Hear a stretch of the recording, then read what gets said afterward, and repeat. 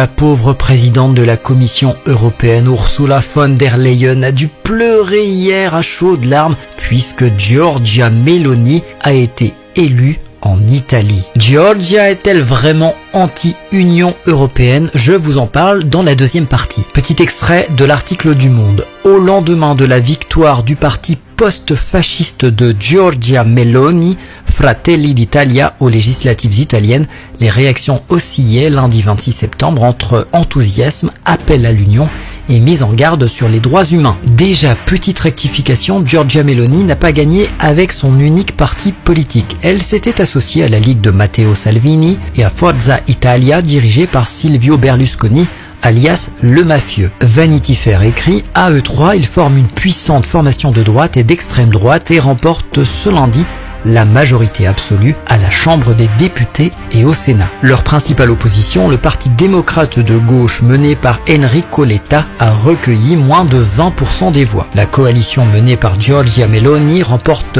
haut la main les élections avec plus de 44% des voix. Les Italiens plébiscitent ainsi un parti post-fasciste et embrassent 77 ans plus tard l'héritage de Benito Mussolini. Nous verrons dans quelques semaines, dans quelques mois, si Giorgia Meloni va réellement mener une politique d'extrême droite. On peut regarder tout près de nous l'exemple du Rassemblement national avec Marine Le Pen qui a mis énormément d'eau dans son vin. De Marine Le Pen à Giorgia Meloni, il n'y a qu'un pas. Le 13 juin 2021, lors d'une émission de télévision, elle a déclaré « Je suis pour une Europe confédérale et je ne crois pas que l'Italie doive sortir de l'euro ». En 2021, elle était également critiquée pour avoir incorporé l'Aspen Institute. L'Institut Aspen a été créé en 1949 par l'industriel américain Walter Paepek après une première visite à Aspen, Colorado en 1945. L'objectif des réunions de cet institut, c'est d'avoir un impact durable, de provoquer, approfondir et améliorer les actions dans le monde. Comprenez, augmenter les richesses des plus riches et appauvrir les plus pauvres. Être membre de cet institut, c'est finalement le prolongement de l'Union européenne qui est